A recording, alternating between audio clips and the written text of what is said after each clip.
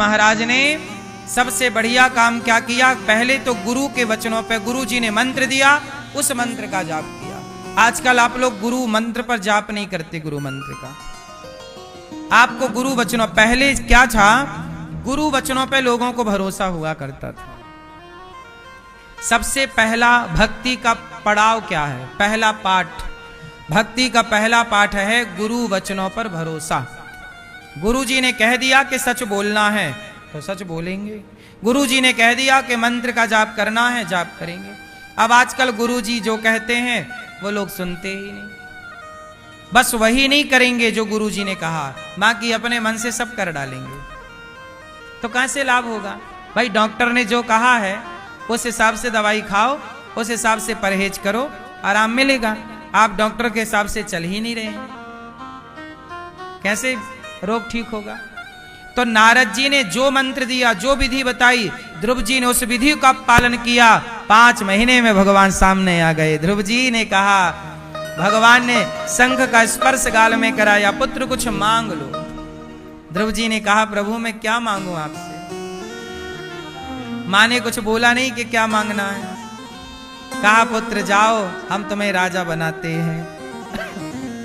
ध्रुव जी ने कहा, योऽन्तः प्रविश्य मम वाचमिमां प्रसुप्तां संजीवयत्यखिल शक्तिधरः स्वधाम्ना अन्यास्तहस्तचरणश्रवणत्वगादीन् प्राणान् नमो भगवते पुरुषाय तुभ्यम्।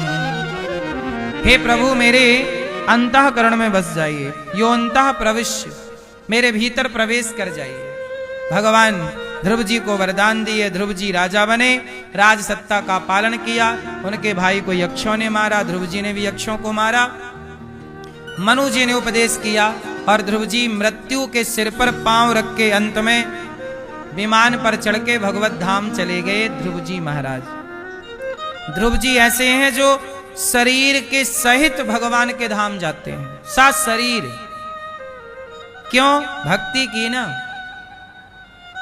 ध्रुव जी के वंश में आगे चल के भगवान प्रचु हुए। भगवान ने प्राचीन वरही को पुरंजनोपाख्यान की कथा सुनाई। हम संसार में मोहित हो जाते हैं, भगवान को भूल जाते हैं और इसी दलदल में उलझे रहते हैं। यही पुरंजनोपाख्यान का सारांश है। मनु जी महाराज के दूसरे बेटा हुए प्रियव्रत। उत्तानपाद नाम के बेटे के यहाँ ध्रुव जी हुए और प्रियव्रत नाम के बेटे थे। उनका विवाह विश्वकर्मा की पुत्री वर्हिष्मति से हुआ। आग्नेय उनके पुत्र आग्नेय फिर नाभि अंग। इन्हीं के वंश में भगवान ऋषभ देव जी हुए। भगवान ऋषभ देव जी के 100 बेटे हुए।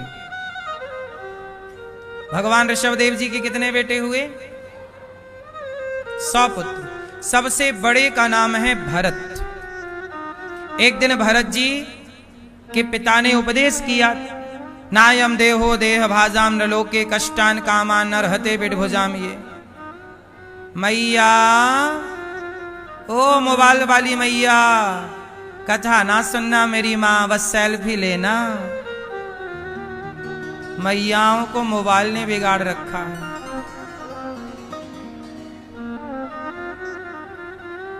मैयाओं को भी छोरा छोरियों ने सेल्फी सिखा दी।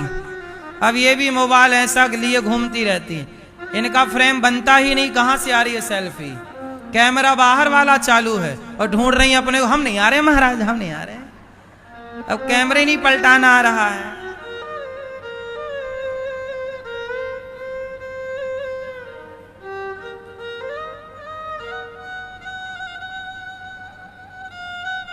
है ना मैया? हम नहीं दिख रहे हैं महाराज सेल्फी में।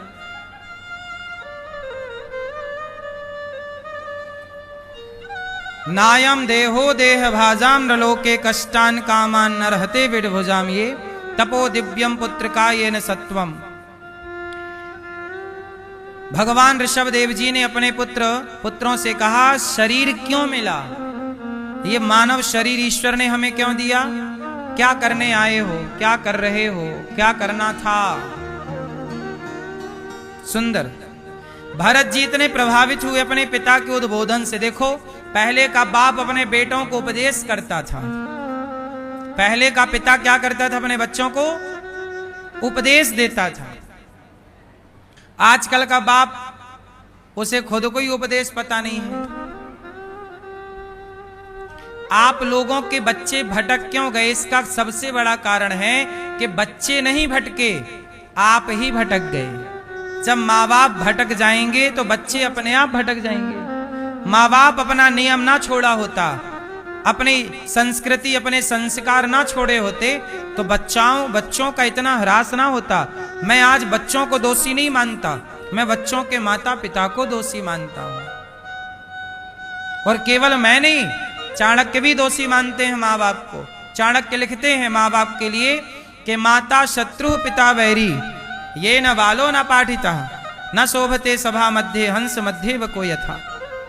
वह माता पिता जो अपने बच्चों को समय नहीं देते, संस्कार नहीं देते, पढ़ाते नहीं, लिखाते नहीं, वो माँ बाप अपने बच्चों के सबसे बड़े दुश्मन हैं।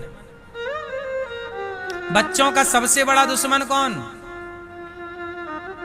वो माता पिता जो अपने बच्चों को संस्कार नहीं देते।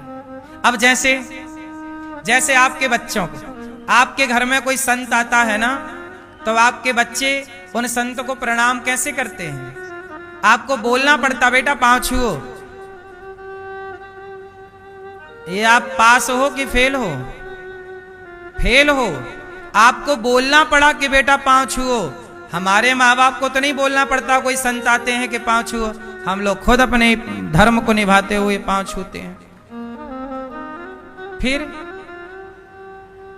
आप इतना तो सिखाओ कि संतों की इज्जत करो बेटा, बड़ों की। पांव, तुम्हारे बच्चों को पांव तक छूना नहीं आता, लेफ्ट हाथ से पांव छुएंगे, क्या खड़े खड़े घुटने तक जाता है। कमर ऐसी अकड़ गई है कि पांव कहां छूते हैं, घुटने ऐसे पांव छूते हैं माँ बाप के, जैसे माँ बाप पर उपकार कर रहे हो।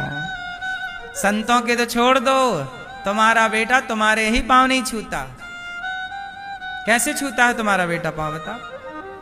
सिर रखता है पांव में? रखता है तो ठीक है, नहीं रखता तो आपकी गलती है कि आपने बेटे को, बुआ को कैसे प्रणाम करना है, फूफा को कैसे प्रणाम करना है, दादा को कैसे प्रणाम करना है, दादी को कैसे प्रणाम करना है, माँ को कैसे प्रणाम करना, गुरु को कैसे प्रणाम करना, सिखाया नहीं। कैसे प्रणाम किया जाता है, नहीं सिखाया। कुछ सिखाया होता, कुछ राम के बारे में सिखाया होता, कुछ कृष्ण के बारे में। आपके बेटों को पता है कि श्रवण कुमार कौन है? आपके बेटों को पता है कि हरिश्चंद्र कौन है? नहीं पता तो ये जिम्मेदारी थी किसकी? पहले की दादी नानी कहानियां सुनाया करती थी, कहानियां हरिश्चंद्र की हुआ करती थी, कहानियां किससे? राम की हुए करते थे, कृष्ण की कहानी किससे हुई। इसी बहाने बच्चों को राम कृष्ण का ज्ञान हो जाता था। आजकल कौन कहानियां सुना रहा है? आप अपने बच्चों को कहानियां सुनाती हो? मैया, आप सुनाती हो कहानी? कौन सी कहानी सुनाई थी? हैं? Johnny Johnny yes papa? मैया आप कहानी सुनाती हो बच्चों को? पीली मैया नहीं सुनाया करो मेरी माँ। बड़े हो गए, छोटे थे तो सुनाई,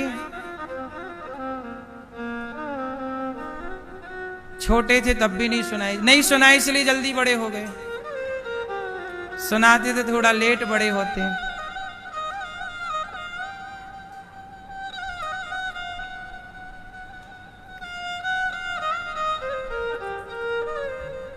आजकल तो माँ बाप बस कहते हैं बच्चा पैसे कमाओ, बस कैसे भी कमाओ। नायम देहो शरीर मिला है। भरत जी ने जब पिता की बात सुनी सब छोड़कर चले गए गंडकी के तट पर और वहां तपस्या करने लग गए, चिंतन करने लग गए। पर भरत जी जैसे ज्ञानी भी वहां गए और जानते हो क्या हो गया? वहां जाने के बाद एक मृग से प्रेम हो गया। जंगल में एक मृग था, वो पानी में बहता हुआ जा रहा था। भरत जी नहा रहे थे गंडकी नदी में, तो भरत जी ने देखा कि कोई मृग का बच्चा बह रहा, तो दौड़ के गए, बचा लिया। बचाए, कुटिया पे लाए, सिकाई की, घास दिया, वो बच्चा खाने लगा और वो भरत जी को चाटने लगा। धीरे धीरे भरत जी का अटैचमेंट उस मृग के बच्चे से हो गया। उस बच्चे को उन्होंने पाल लिया, उस बच्चे की देखरेख करने लग गए। अब धीरे धीरे क्या हुआ कि धीरे धीरे उस मृग में इतने आसक्त हो गए कि भगवान का भजन छूट गया। भगवान की माला जपते थे, चिंतन करते थे, तपस्या करते, सब छूट गया। अब पूरा दिन उसे घास खिलाना, नहलाना, उसे घुमाना, टहलाना, इसी में समय जाने लगा। आए थे हरि भजन को, आटन लगे कपास। एक दिन क्या हुआ, भरत जी के मरने का टाइम आया, तो भरत जी की मृत्यु आई। यमदूत आए, यमदूत पकड़ के ले जाने लगे, तो भरत जी मृग को देखने लगे और मृग को देखते देखते मर गए। मृग का चिंतन करते मरे। तो यमराज जी ने कहा कि भाई आप तो बड़े साधु हैं, संत हैं, तपस्या की, पर आपके आखिरी समय आपका मन एक मृग में लगने से आपको मृग की योनि में जाना पड़ेगा वापिस। तो भरत जैसे ज्ञानी को वापिस कहाँ आना पड़ा? मृग बनना पड़ा। क्यों? क्योंकि मरते समय चित्त में मृग था। इसलिए कहता हूं कि मरते समय चित्त में मृग ना हो, मरते समय चित्त में केवल भगवान हो, मनमोहन हो, कृष्ण हो, और कोई ना हो, और किसी के चिंतन से आपका भला ना होगा।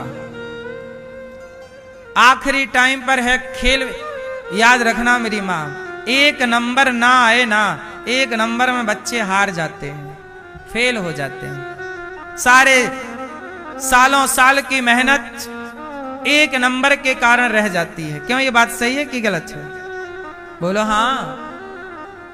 रात रात जागना, रात रात पढ़ना, दिन भर पढ़ना, खेल कूद के समय को भी काट करके पढ़ाई में लगाना, कितनी मेहनत करते हैं बच्चे, पर वो मेहनत करने के बाद भी बेचारे एक नंबर से रह गए हैं। ऐसे ही भरत जी रह गए। इतनी तपस्या की, इतना चिंतन किया, पर आखिरी में एक मृग में मन लग जाने से उन्हें मृग बनना पड़ा। इसलिए मेरी मां, आप लोग अपना मन कहां लगाई हो? अभी कहां आप लोगों का मन लगा हुआ है? मैया कहां मन है आपका? मेरी मां है कथा में। बेटा में मन लगेगा तो आपको भी बेटा बन के फिर पैदा होना पड़ेगा। बेटी में मन लगेगा तो आपको अगले जन्म में फिर बेटी बनना पड़ेगा। आपके घर में यदि कुत्ता है, मेरा टॉमी, मेरा शेरू, यदि कुत्ता है और कहीं कुत्ते में ज्यादा मन लगा तो आपको अगले जन्म में उसी कुत्ते की धर्म पत्नी बनना पड़ेगा।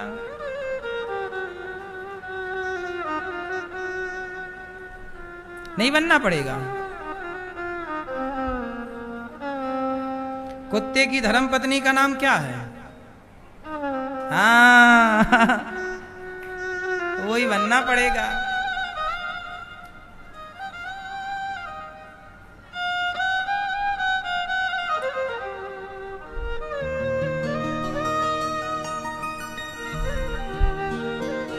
इसलिए ना मन पैसे में लगे, ना बेटी में, ना बेटा में, ना तो कुत्ता, ना बिल्ली, ना पशु, ना पक्षी, मरते समय मन।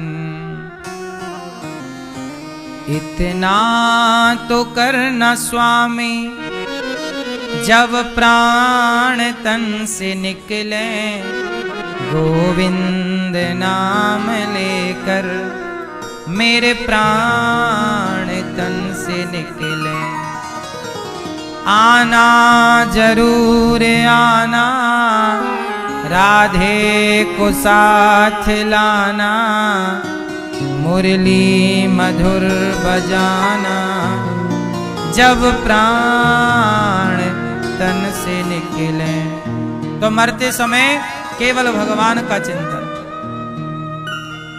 सही है ना मेरी माँ? इसलिए कहता हूं अभी से मन हटाओ, सबसे मन हटाओ, सबसे मन हटाओ। अब बहुत लगा लिया मन। देखो बाजार में दुकान लगती है। पहले के जमाने में ना बाजारें लगती थी, मंगलवार बुधवार की बाजार, गुरुवार की बाजार। सुना है आपने ये सब कि मंगलवार की बाजार, हमारे गांव में बाजार मंगल को लगती है, कहीं रविवार को बाजार लगती है, कहीं सोमवार को बाजार लगती है ना? हफ्ते में एक दिन बाजार लगती है। उस बाजार में साग सब्जी भी मिलता है, नमक मिर्ची भी मिलता, बाजार है। तो बाजार में क्या होता है, सुबह से ना व्यापारी अपनी दुकान फैलाता है। सड़क के किनारे है, मैदान में दुकानें खुले मैदानों में लगती हैं। क्यों? जो एक दिन की बाजार होती, समझ रहे हो ना मेरी माँ? वो दुकान फैलाता है, यहां हल्दी, यहां नमक, यहां मिर्ची, यहां पूरी दुकान फैलाएगा।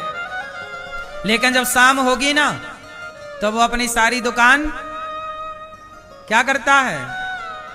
बोलो, समेटता है। हाँ, आप लोगों ने भी अपनी दुकान फैला तो ली, यहां मन लगा लिया, यहां मन लगा लिया, इस पे मन लगा लिया, इसको दिल दे दिया, उसको दिल दे दिया, सबको बांट तो दिया, लेकिन आपने समेटा नहीं। इसलिए व्यापारी अपनी दुकान कब समेटता है? दिन में कि रात में? बोलो। हाँ, आपकी भी रात आने वाली है। दिन क्या है? लड़कपन सुबह है, दोपहर जवानी है, और बुढ़ापा आ गया ना, मतलब समझो शाम आ गई। और शाम के बाद क्या आएगी? क्या आएगी? रात आएगी। रात मतलब मृत्यु। तो मौत आए उसके पहले अपनी दुकान समेट लो, सबसे मन हटाओ, ईश्वर में मन लगाओ, वरना दुकान फैली रहेगी तो काम ना होगा।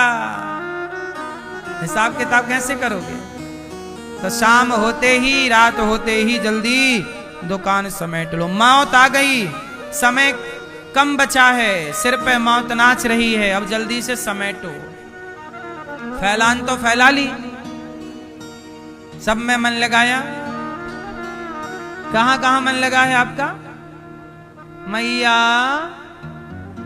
कहां कहां मन लगा है? इसमें मन, बेटे में, बेटी में। जैसे किसी के 4 बेटे हैं तो 4 बेटे हैं और 2 बेटी हैं, या किसी के 2 बेटे 2 बेटी, या 1 बेटा 1 बेटी।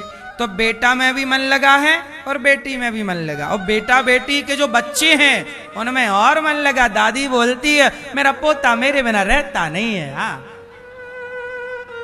मेरा पोता रहता नहीं है मेरे बिना। हाँ, झूठी दादी, इससे बड़ा झूठ क्या होगा? मेरा पोता रहता नहीं है मेरे बिना। फिर तुम मर जाओगी एक दिन तो क्या पोता रहेगा नहीं? बढ़िया रहेगा, बढ़िया खाएगा पिएगा मौज करेगा।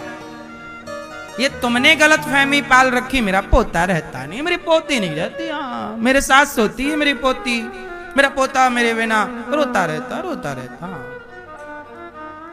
तो तुम बात कर लेना वहां यमराज जी से कि हम ना जाएंगे, देखो हमारा पोता नहीं रहता।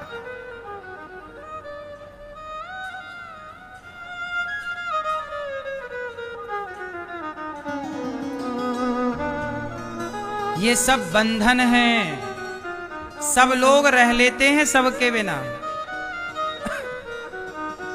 बोलो हाँ। कोई आपसे कहे कि हम तुम्हारे बिना नहीं रहेंगे, नहीं जी पाएंगे, ये झूठ है। क्यों? ये सच है। जब आपका ब्याह हुआ था तो आप लोगों ने भी अपने पति से, और आपके पति ने भी तो आपसे यही बोला था, तुम्हारे बिना कैसे रहेंगे। अब मर जाती है पत्नी तो दूसरी ले आता है।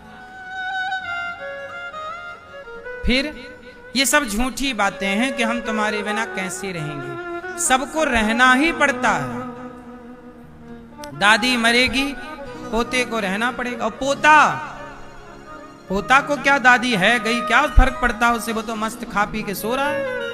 तुम ही उलझी हो, गति तुम्हारी बिगड़ेगी।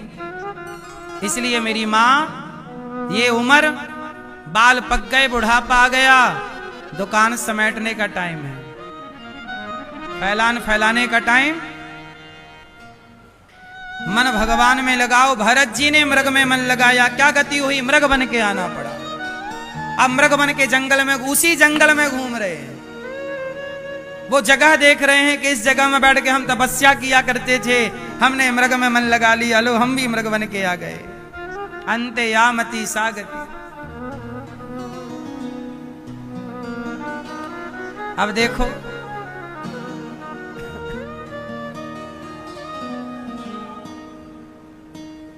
ए भैया,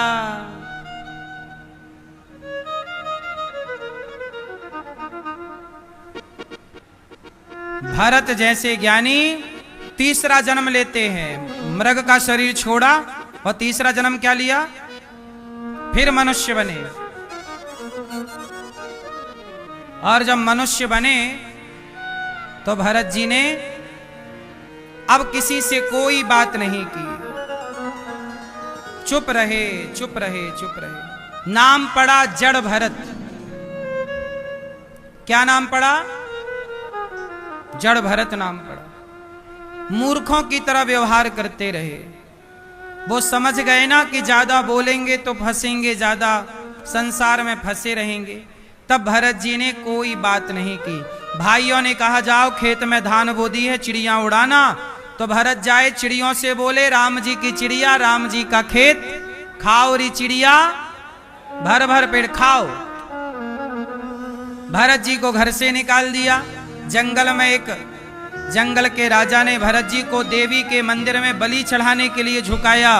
भरत जी झुक गए। भद्रकाली खुद प्रकट होकर उन दुष्टों का दमन करती है, भरत जी की रक्षा होती है। और सिंधु सौवीर देश का एक राजा पालकी पर चढ़ के सत्संग करने जा रहा था। उसका एक कहार बीमार पड़ गया तो भरत जी को अपनी पालकी में लगा लिया।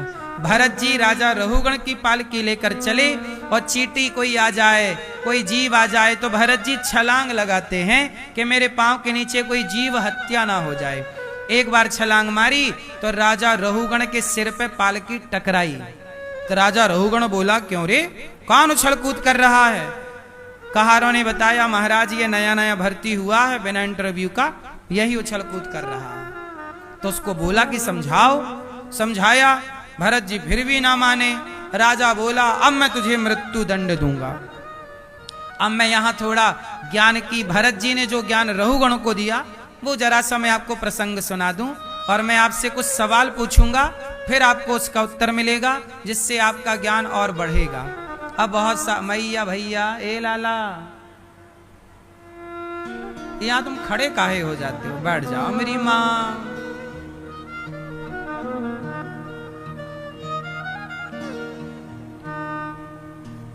सुनो मैया, ओ पीली मैया, बैठो मेरी माँ। अच्छा ये बताओ, आप लोग मरोगे कि नहीं मरोगे? हैं? कौन कौन मरेगा?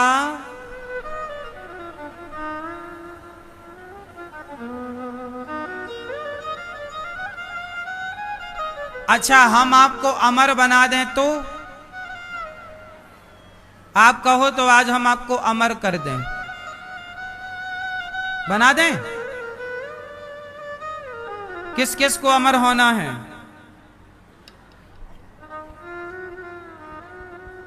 चलो, होना सबको है। मैया बोल नहीं पा रही है। अमर होना है आपको? सुनो, आज हम आपको अमर कर रहे हैं। अच्छा आप लोग कह रहे हैं हम मर जाएंगे, ये आप सच बोल रहे हैं कि झूठ बोल रहे हैं? हैं? ये भी झूठ है। आप कह रहे हैं हम मर जाएंगे, जबकि आप कभी मरते ही नहीं। मैया आप मरती हो? आपने कहा हम मर जाएंगे। कौन मरता है? कौन मरता है? आत्मा मरती है कि शरीर? आत्मा मरती है। आत्मा कभी नहीं मरती। नैनम छिंदंती शस्त्राणी नैनम दहती पावकः। कहा आत्मा मरती है? वासांसी जीर्णानि यथा विहाय। पुराने वस्त्र त्याग कर नया वस्त्र धारण करती है। आत्मा नहीं मरती। अब बात करें शरीर की। बताओ शरीर मरता है कि नहीं मरता? बोलो मेरी मां, शरीर मरता है? शरीर बना है 5 चीजों से, पृथ्वी जल वायु अग्नि आकाश। कितनी चीजों से मिलकर बना है? 5। शरीर 5 चीजों से मिला। पृथ्वी से मिला, पृथ्वी से बना ना शरीर। पृथ्वी जल वायु अग्नि। अच्छा, जब आप मरते हो आपकी भाषा में, तो आपका पृथ्वी तत्व चिता पे जलते हो ना, तो पृथ्वी तत्व पृथ्वी में मिल जाता है, जल जल में मिल गया, अग्नि अग्नि में मिल गई, आकाश आकाश में, और वायु वायु में मिल गई। अब बताओ मरा कौन? भाई 5 चीजों से तो बने थे ना आप लोग, और 5 चीजें 5 में समा गई। बोलो हाँ। घड़ा माटी से बना और टूटा तो माटी का घड़ा माटी में मिल गया। क्या उसे आप ये कह दोगे कि घड़ा मर गया? भाई माटी से बना था, माटी में 5 चीजों से शरीर बना था, 5 चीजों में मिल गया। अब मुझे आप लोग समझाओ कि मरा कौन? कौन मरा? ये भैया बताएंगे, मूंछों वाले भैया, बड़ी बड़ी मूंछों वाले भैया। हाँ बताओ। अरे कौन मरता है? कौन? शरीर का बोला तो 5 चीजों से मिलकर बना है, 5 में मिल जाएगा। पृथ्वी तत्व पृथ्वी में, जल जल में। अब मरा कौन? कौन मरा? मैं। एटीट्यूड, अभिमान, घमंड। घमंड भी नहीं मरता।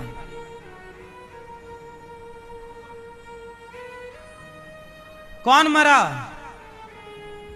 घमंड 2 तरह का होता है। एक तो मैं वाला घमंड, वो तो ठीक है, समाप्त हो गया। लेकिन एक अहंकार होता है जिससे आपको आपका ज्ञान होता है। जैसे आपको पता है ये मेरा हाथ है, यदि आपके भीतर देखो 4 चीजें होती है, मन बुद्धि चित्त अहंकार, जिसे अंतःकरण चतुष्टय कहते हैं। मन, बोलो मन, बुद्धि, चित्त, अहंकार। जिसके अंदर का अहंकार 2 तरह का होता है, एक बैड अहंकार, एक गुड अहंकार। बैक्टीरिया 2 तरह के होते, गुड बैक्टीरिया और बैड बैक्टीरिया, अच्छे बैक्टीरिया और बुरे बैक्टीरिया। ऐसे अहंकार भी 2 तरह का होता। अच्छा अहंकार भी होता है। अच्छा, ये अहंकार मैं राम का दास हूं, ये भी अहंकार है। मैं राम का, हाँ, मैं बिहारी जी का दास हूं, ये क्या है? अहंकार। लेकिन ये अहंकार गुड अहंकार है। मैं भारतवासी हूं, ये भी अहंकार है, लेकिन ये गुड अहंकार है। मैं कौन, कहां का हूं? मैं उस देश का वासी हूं जिस देश में गंगा, ये भी अहंकार है, लेकिन ये गुड अहंकार है। अपनी मातृभूमि का अहंकार होना सही है कि मेरी भूमि है ये, मातृ देवो भव, तो अहंकार ये ठीक है। तो मरा कौन? सवाल फिर वही, मरा कौन? कौन मरा बेटा? कौन मरता है? कोई नहीं मरता।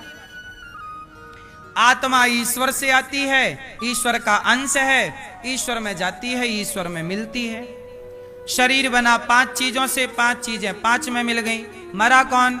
सूक्ष्म शरीर जो है, वह सूक्ष्म शरीर मोक्ष पाता है, नरक पाता है, स्वर्ग पाता, वही भोगता रहता। अगले जन्म में सूक्ष्म शरीर दूसरा जगह प्रवेश कर जाएगा। मरा कौन? कोई नहीं मरता, कोई मरता ही नहीं। मैं मरूंगा क्या? आप मरेंगे क्या? कभी नहीं मरेंगे आप। यदि आप मर जाओगे तो फिर मोक्ष किसका होगा? जरा सोचो ना। यदि आप मर गए तो मुर्दे का मोक्ष होगा क्या? मोक्ष, मुझे आप लोग क्या चाहते हैं? भगवान मोक्ष दे दो, सदगति दे दो। भाई सदगति पाने के लिए भी तो जिंदा रहना पड़ेगा। मुर्दे की क्या सदगति होगी? बोलो हाँ कि ना? मोक्ष चाहते हो कि नहीं? बोलो हाँ। तो मोक्ष चाहते हो तो मुर्दा मोक्ष पाके क्या करेगा? वो तो मुर्दा हो गया। मोक्ष तो जीवित को मिलेगा ना। इसलिए मैं कौन हूं? आप कौन हैं? आप शरीर नहीं है, क्योंकि शरीर सबका यहीं जल जाना है। आप शरीर नहीं है, आत्मा ईश्वर का अंश है। आत्मा को सुख दुख नहीं होता। अच्छा ये बताओ, ये नरक कौन जाता है, स्वर्ग कौन जाता है? आप बताओ।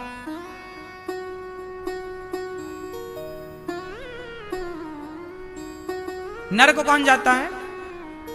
हैं? कौन जाता है? कर्म, खराब काम। खराब काम नरक जाता है, स्वर्ग जाता है। स्वर्ग कौन जाएगा? अच्छे काम। तो काम नरक जाएगा, स्वर्ग जाएगा। काम काम कैसे जाएगा? तो काम करने वाला तो चिता में जल गया। वो जो चिता में जल रहा वही तो काम किया था। ये नरक कौन जाता है बताइए? आप बताओ, बगल वाले भैया। नरक कौन जाता नहीं पता? आप बताओ। मैया, पीछे वाले भैया बताएंगे, हमारे बड़ी बड़ी मूंछों वाले। कौन जाता है नरक? आपका पड़ोसी जाएगा? नहीं। सुनो, नरक कौन जाता है? शरीर यहीं जल गया, आत्मा ईश्वर में मिल गई, नरक कौन गया? सुनो, आपने कभी सपना देखा है? सपना, सपने में आप हरिद्वार गए, वृंदावन गए, अयोध्या जी गए, सपना गए, देखा ना? ये बताओ, आप एक शरीर से बिस्तर पर सोए होते हो और एक शरीर से सपना देख रहे होते हो। कितने शरीर हो गए आपके? एक शरीर वो जो बिस्तर पर सोया, और दूसरा शरीर वो जो वृंदावन में घूम रहा है सपने में। बोलो हाँ। तो सपना देखने वाला जो शरीर है, उस शरीर को कहते हैं सूक्ष्म शरीर। क्या बोलते हैं उसे? आपके पास शरीर है ना, एक ये वाला भी है बिस्तर पर सोने वाला, और एक सपना सपना किसने देखा था? किसने? आपके सूक्ष्म शरीर ने। अच्छा, जब सपना आपने देखा था, उस समय आपकी आत्मा इस शरीर में थी कि सपने वाले शरीर में थी? आत्मा कहां थी?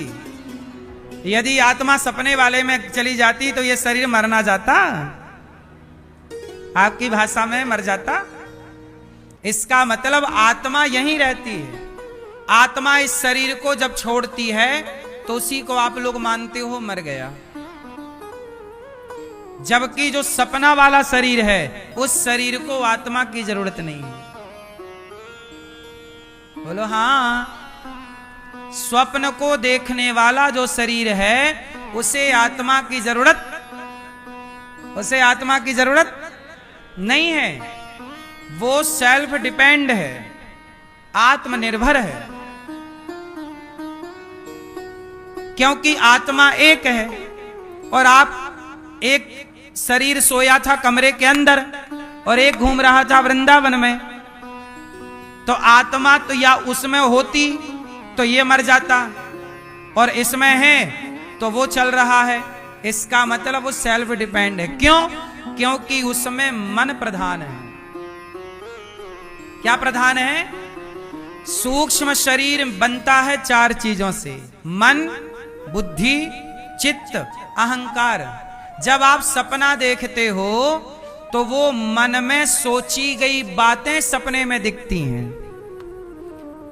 अक्सर सपने में क्या दिखता है? जो आप सोच के सोते हैं, सोचा हुआ ही सपने में आता है। मतलब सपना देखने वाला कौन है? मन। बोलो हाँ। सपना देखने वाला कौन है? और उस मन का सपोर्ट कर रही थी उस समय बुद्धि, और बुद्धि का सपोर्ट कर रहा था चित्त, और चित्त का सपोर्ट कर रहा था अहंकार। मतलब इन चारों की मिली भगत से सपना देखा जाता है। और यही चारों इसे कहते हैं सूक्ष्म शरीर। यही सूक्ष्म शरीर जब यमदूत पकड़ते हैं तो सूक्ष्म शरीर खींच लेते हैं। तो सूक्ष्म शरीर जब निकाले तो आत्मा भी उस सूक्ष्म शरीर में प्रवेश कर जाती है और ये शरीर यहीं रह जाता है।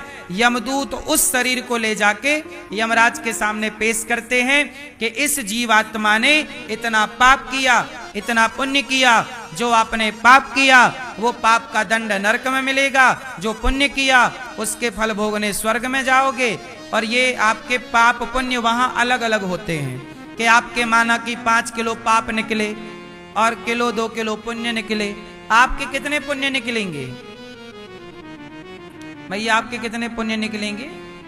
पाप ज्यादा निकलेंगे कि पुण्य? मैया आपके ज्यादा क्या निकलेंगे, पाप की पुण्य? पाप काहे करती हो इतना पाप? ओ भैया पीछे वाले क्या निकलेगा ज्यादा, पाप की पुण्य? अब देखो ये तो आप खूब अच्छे से जान रहे हो सब लोग कि आप पापी हो कि पुण्यात्मा। ये तो अपने को ही बताओ कि आप क्या हो। पाप निकलेंगे तो पाप का फल भोगने 84 लाख योनियों में कुत्ता बनो, बिल्ली बनो, चमगादड़ बनो, हाथी बनो, शेर बनो, कुत्ता बनो। यही सब 84 लाख योनियां ही नरक है, यही भोगना पड़ता है आके। जो मच्छर है, नाली का कीड़ा देखा कि नहीं मैया? नाली का कीड़ा देखा? तो आप नाली का कीड़ा देखती रहती हो? हाँ? नहीं आप कह रही ना हमने देखा देखा देखा, तो बैठी देखती रहती हो क्या? अच्छा उसी के पास रहती हो? लियो मतलब वो आपका पड़ोसी है, सही है।